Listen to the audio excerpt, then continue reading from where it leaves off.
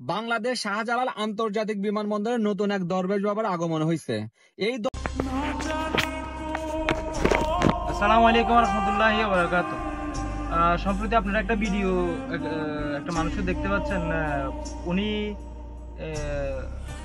মনে হচ্ছে বাংলাদেশ এয়ারপোর্টে চাচা মিয়া, উনি মনে হচ্ছে ব্যাগ কাটার প্রতিযোগিতার মধ্যে নামছে। কত মিনিটে কতগুলো ব্যাগ কাটতে পারে এই প্রতিযোগিতার মধ্যে নামছে চাচা মিয়া।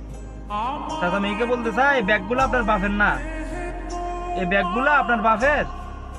এগুলা আপনি জানেন এই ব্যাগগুলোর ভিতরে যে সামান, কত রক্ত ফানি করা টাকা পয়সার সামান, এগুলা কত কষ্ট করার সামান।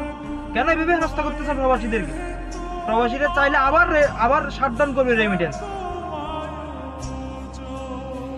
আপনি একবার বাইরে থেকে আসে ঘুরে যান, আপনি দেখেন বাইরের দেশগুলোতে প্রবাসীদের কিভাবে সম্মান দিচ্ছে আমাদেরকে। আমরা এখান থেকে এয়ারপোর্টে গেলে আমাদেরকে কত সুন্দর করে সামানগুলো ওরা নিজে নিয়ে স্ক্যানিং করে, চেক করে, কোনো কিছু ভুল বলে ওরা ওখানে কাটি দেখায় যে আপনি এটা ভুল আনছেন। আপনি হ্যাঁ ব্যাগ কাটতেই পারেন অবশ্যই, যেটা আইন অনুযায়ী নিষিদ্ধ ওই সামানটা আপনি কাটেন। যেটা আইন অনুযায়ী নিষিদ্ধ নেওয়া যাবে না, আপনি ওই ব্যাগটা যদি তল্লাশির মধ্যে আপনি ধরা পড়ে ওই ব্যাগটা আপনি কাটি সত্যনাশ করে দেন, কোনো অসুবিধা, আমাদের কোনো কিছু নাই। কিন্তু একজন নিরপরাধ মানুষের ব্যাগ যদি কাটেন অবশ্যই গায়ে লাগবে। এটা একটা অসম্মান করা, একটা হেনস্থা করা প্রবাসীদেরকে। এভাবে হেনস্থা বন্ধ করেন। আমরা প্রবাসীরা চাইলে আবার রেমিটেন্স শাটডাউন করবো। আমরা দেশকে অনেক দিচ্ছি, আমরা দেশকে আমরা প্রত্যেক মাসে রেমিটেন্স পাঠাচ্ছি দেশে। এমন তো না যে আমরা পাঠাচ্ছি না। তাহলে আমাদেরকে কি দিচ্ছে তার বিনিময়ে? আপনারা কি করছেন? দুটো মোবাইল করছেন, তার মধ্যে একটা নতুন একটা পুরান। এয়ারপোর্টে নিয়ে গেলে কি বলে, 2 দিন কেন ব্যবহার করো নাই, 3 দিন ব্যবহার করতাম, তারপরে ছাড়ে দিতাম। কেন এত অজুহাত কেন আপনাদের? 3টা কেন?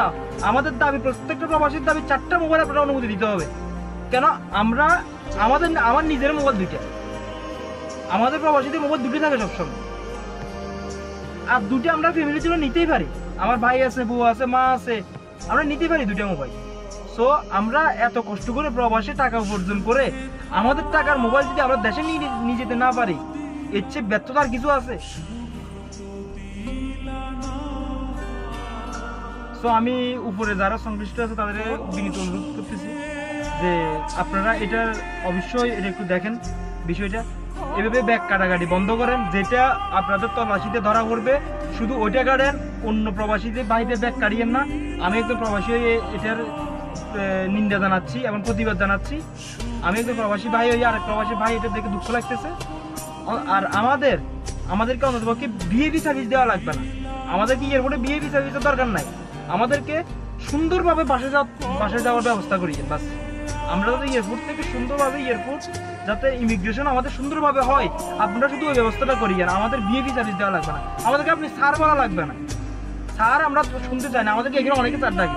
আমরা এখানে ব্যাংকে গেলে আমাদেরকে স্যার ডাকে, আমরা এখানে মার্কেটে গেলে আমাদেরকে স্যার ডাকে, উঠতে বসতে আমাদেরকে স্যার বলে। আমরা আপনাদের মুখ থেকে স্যার কথা শুনতে চাইও না। ভিআইপি সার্ভিসের দরকার নাই। আমাদেরকে শুধু যাতে আমরা ইমিগ্রেশন শর্টকাট ইমিগ্রেশনও ক্রস করতে পারি এবং আমাদের লাঞ্ছিত ব্যাগগুলো না কাটা যায় ওই ব্যবস্থা করেন। যেগুলা তল্লাশি হবে, যে 2 নম্বরই সামান, ওগুলো কাটেন, কোনো অসুবিধা নেই। আমিও এটা সমর্থন করি। যেগুলো 2 নম্বরই সামান নিয়ে যায় ওদের ব্যাগ কাটেন। যারা 2 নম্বরই সামান নিয়ে যায় না, মেহরবানি করে তাদের ব্যাগ কাটিয়েন না আর হয়রানি করিয়েন না। আর আমাদের প্রত্যেকটা প্রবাসীর দাবি 4টা মোবাইল অনুমতি দিতে হবে। কারণ 2টা মোবাইল আমাদের নিজেদের থাকে। আমাদের ব্যবহারের মোবাইল কি আমরা এখানে রাখি যাবো? কারো মোবাইল কেউ রাখি যায়? আর 2টো মোবাইল আমরা নিতেই পারি ফ্যামিলির জন্য। সব ভিডিওটা যদি ভালো লাগে শেয়ার করে দিবেন। যদি কোনো কিছু ভুল করে থাকি ক্ষমা দৃষ্টিতে দেখবেন। আল্লাহ হাফেজ, আসসালামু আলাইকুম।